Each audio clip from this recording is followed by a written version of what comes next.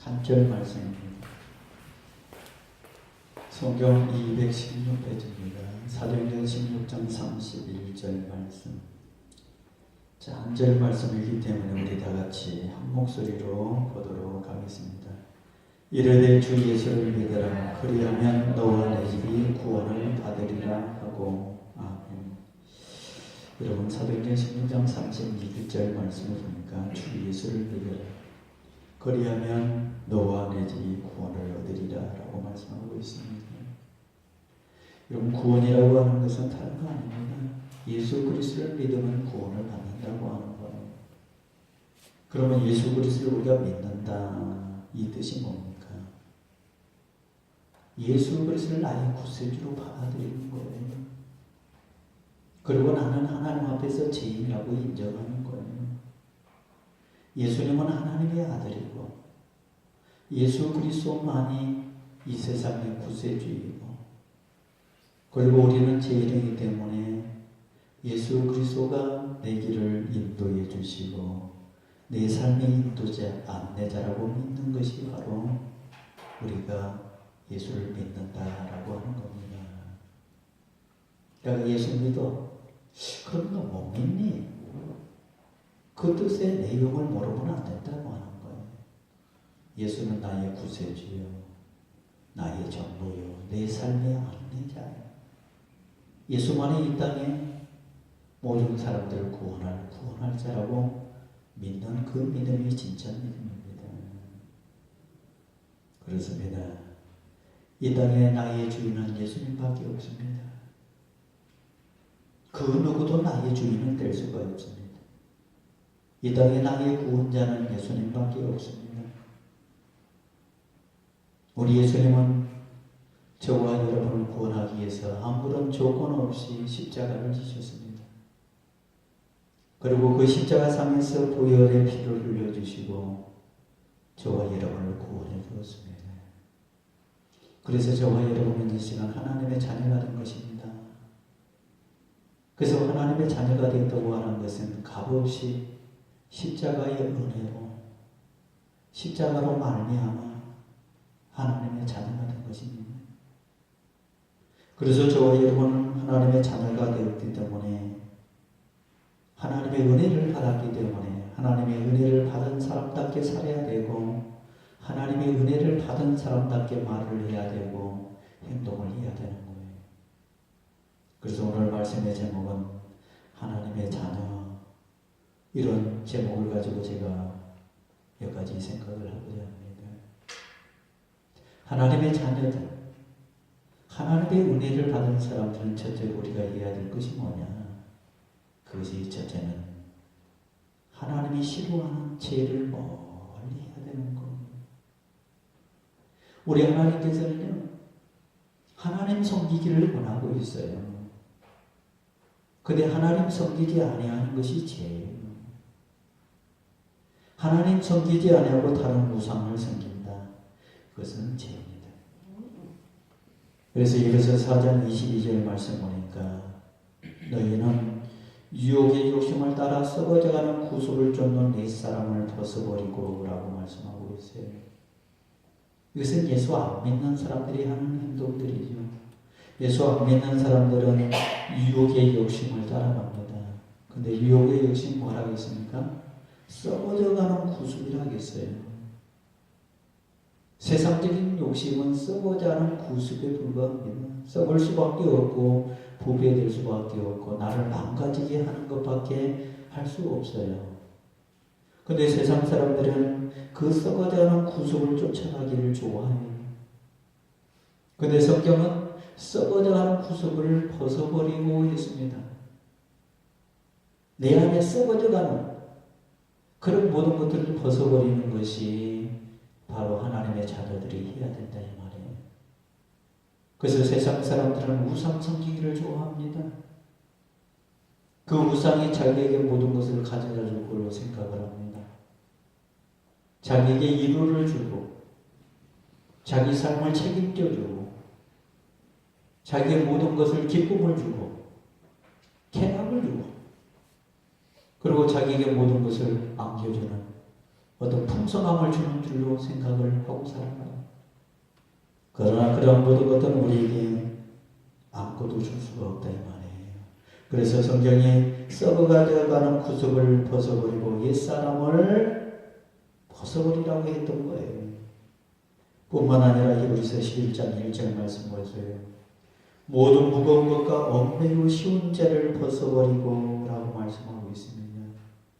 세상은 우리에게 무거운 것들을 많이 짊어지게 합니다. 그런데 예수 그리스도는 십자가를 통해서 우리의 무거운 모든 짐을 다 내려놓게끔 했습니다. 십자가를 통해서 그 문제를 해결해 줬습니다. 저와 여러분은 죄의 종노릇을 해서는 안 됩니다. 무거운 점은 죄의 종노릇을 역할을 하게 하는 거예요. 죄를 멀리 해야 됩니다. 죄의 종노릇에서 벗어나야 된다 이 말이에요. 멸망의 자리에서 벗어나야 되고 심판의 자리에서 벗어나야 되고 사망의 자리에서 벗어나야 된다 이 말이에요. 그래서 로마서 6장 23절 말씀은 죄의 싹은 사망이다 라고 선포하고 있는 거예요. 그렇습니다. 예수 그리스도를 믿지 아니한 사람들은 결국 지옥에 가는 사망을 받게 되는 거예요. 그 싹이 사망이라고 했어요. 영원한 지옥불에 떨어지는 삶을 산다고 했어요. 그렇습니다. 죄의 싹은 사망에 불과합니다. 그래서 저와 여러분은 구원받은 사람들이기 때문에 이제는 저와 여러분은 유혹의 욕심을 벗어버려야 됩니다. 구습을 쫓는 내 모습을 벗어버려야 됩니다. 우리 어깨에 무거운 짐들을 다 벗어버려야 됩니다. 그 벗어버리게 한 분은 예수 그리스도밖에 없습니다. 하나님의 아들 예수 그리스도가 십자가를 통해서 우리의 모든 짐을 다 내려놓게 했어요. 그래서 저와 여러분은 이제부터는 죄를 멀리하면서 우상 숭배하지 아니하고 하나님이 원하는 삶을 살아가는 것이 하나님의 자녀답게 행동하는 것이다 라고 저는 생각을 합니다. 두 번째, 하나님의 자녀는 오늘 요한복음 1장 12절 말씀 보니까 영접하는 자 곧 그 이름을 믿는 자에게는 하나님의 자녀가 되는 권세를 주셨으니 라고 말씀하고 있어요. 하나님의 자녀는 하나님의 자녀가 되는 권세를 받은 사람이다 라고 말씀하고 있는 거예요. 여러분, 이 권세라고 하는 것은 여러분은 세상 속에서는 이 권세를 가지면 모든 것을 자기 마음대로 주물떡 해요. 그래서 그 권세 때문에 사람들이 감옥에 가는 경우가 굉장히 많이 있습니다. 어떻게 우리가 세상적인 말로 한다면 빽을 가졌다 그렇게 말을 하는 거죠. 힘을 가졌다 이 말이죠. 그 힘에 사람들이 꼼짝을 못해요. 대통령이라고 하는 힘에, 장관이라고 하는 힘에, 국회의원이라고 하는 힘에, 아니면 돈의 힘에 사람들이 꼼짝을 못해요. 그래서 돈의 권세, 명예의 권세 이런 것들이 세상 사람들은 좋아해요. 근데 우리는 그런 어떤 돈의 권세도 아니고 권력의 권세도 아니에요. 무슨 권세입니까? 하나님의 자녀가 되는 권세를 받았다 해서. 그래서 하나님의 자녀가 되는 권세는 세상 사람들에게 주는 권세가 아니고 예수 그리스도를 믿고 하나님을 믿는 사람들에게 주시는 하나님의 자녀에게만 주시는 특별한 권세예요. 다시 말해서 구원받지 못한 사람에게 주어지지 아니하는 권세, 구원받는 사람에게만 주어지는 권세라 이 말이에요. 이 구원받은 사람들에게만 주어지는 이 권세는 다시 말해서 천국의 권세입니다. 하늘의 권세입니다. 이 권세를 받은 사람만이 천국에 들어갈 수가 있고 하나님 나라에 들어갈 수가 있어요. 그래서 요한계시록 21장에 보면은 그 천국의 모형을 우리에게 설명해주고 있잖아요. 이 세상에서 가장 아름다운 곳이 생명수 강가가 흐르고 있는 곳입니다.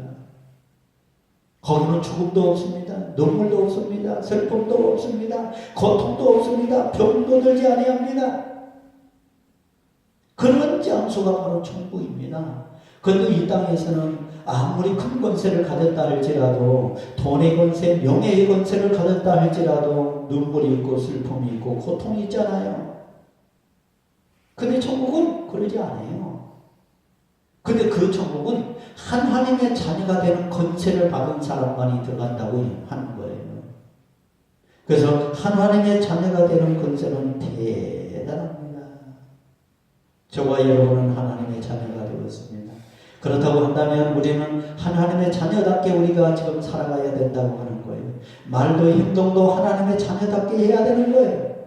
우리가 일반적으로 우리를 낳아주시고 길러주시는 부모님에 대해서 우리가 욕 들어먹지 않도록 우리가 하잖아요. 왜? 어머님이 나를 낳아줬기 때문에. 홍길동이라고 하는 사람은 그 어머님을 위해서, 아버님을 위해서 자기 부모의 욕을 들어먹지 않도록 행동을 해야 된다 이 말이에요. 근데 만약에 길동이라고 하는 사람이 행동을 잘못하면 자기 부모님들이 쟤는 길동이는 누구 자식이야? 세상 사람들이 욕을 하는 거예요. 우리 예수 믿는 사람들은 다시 말해서 예수 믿는 사람답게 살아봐야 하나님이 세상 사람들로 하여금 욕을 하지 않아요. 근데 우리가 하나님의 아들로 하나님의 딸로 살면서 우리가 행동의 세상 속에서 세상 사람들과 똑같이 한다면은 세상 사람들이 저는 예수 믿으면서 하나님 믿으면서 저렇게 행동한다고 그렇게 말을 한다 이 말이에요. 그러면 하나님의 영광을 가리운다 이 말입니다.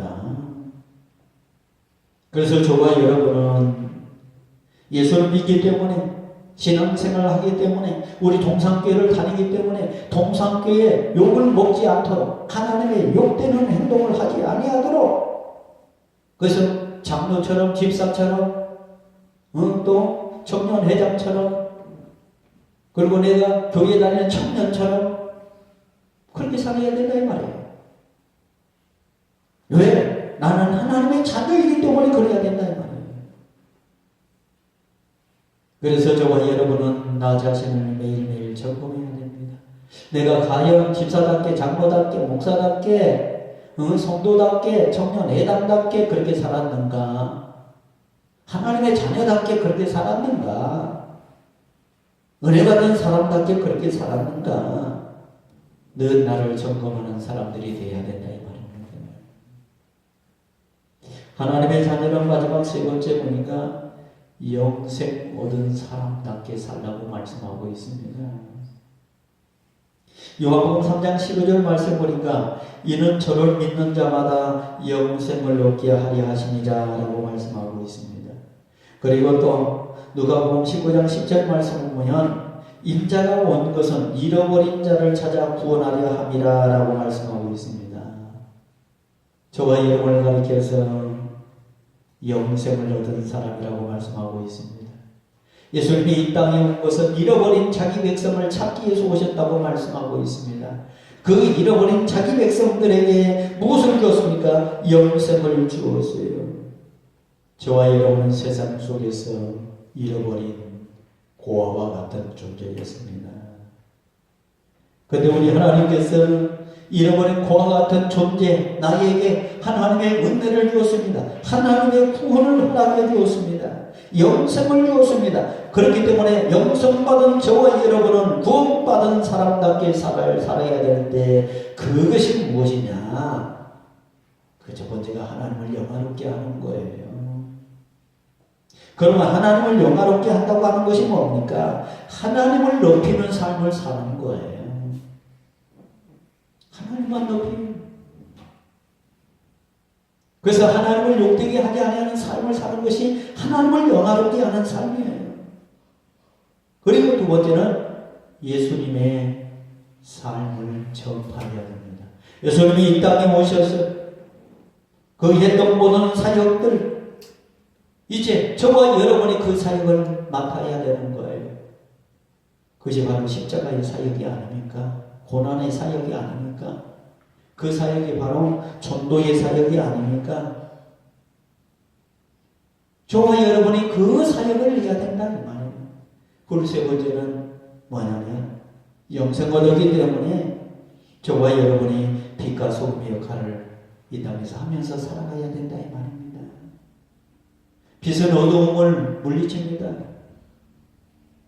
그 어두움은 빛 속에서 꼼짝도 하지 못합니다.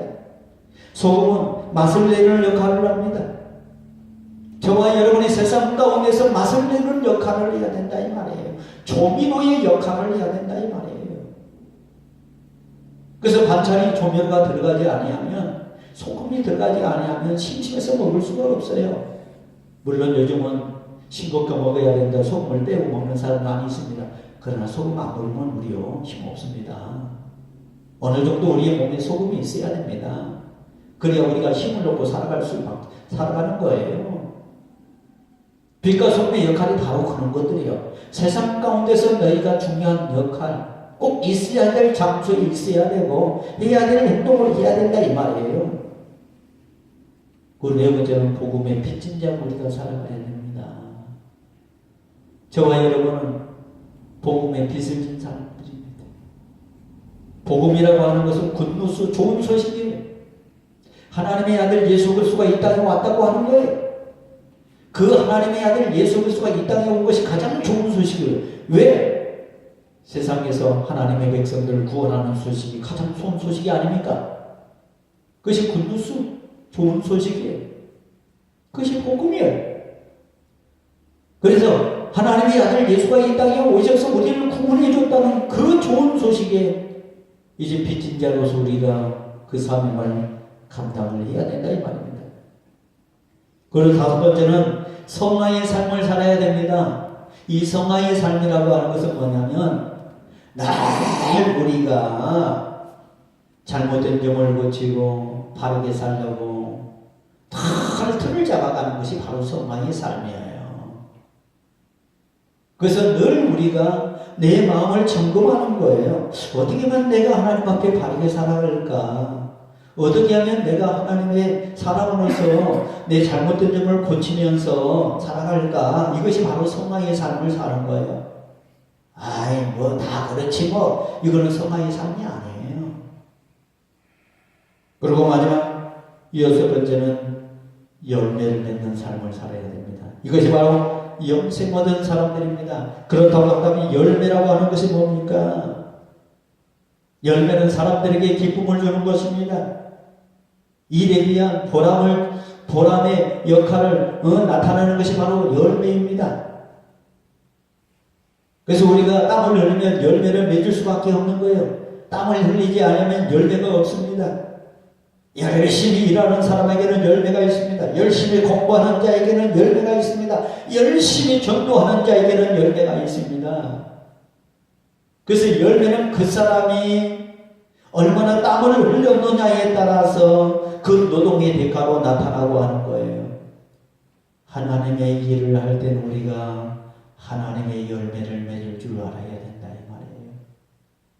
교회가 세상 가운데 열매의 역할을 해야 된다 이 말이에요. 아니 저와 여러분이 하나님의 자녀가 되었기 때문에 열매를 맺는 하나님에게 기쁨을 주는 삶을 살아야 된다 이 말이에요. 하나님을 즐겁게 해주는 삶을 살아야 된다 이 말이에요. 사랑하는 성도 여러분, 저와 여러분 하나님의 자녀입니다. 구원받은 사람들입니다. 천국 백성들입니다. 영생 얻은 사람들입니다. 이제 영생 얻고 구원받고 하나님의 자녀가 되었으니까 정말 우리가 하나님의 자녀답게 우리의 잘못된 점을 고쳐야 되고 늘 죄를 멀리해야 되고 영생 얻은 사람으로 저 천국을 늘 그리하면서 하나님을 기쁘시게 해드리는 삶을 사는 우리 용산의 모든 가족들이 다 되시기를 바랍니다. 기도하겠습니다. 자비로우신 아버지 하나님, 은혜와 사랑을 감사합니다. 오늘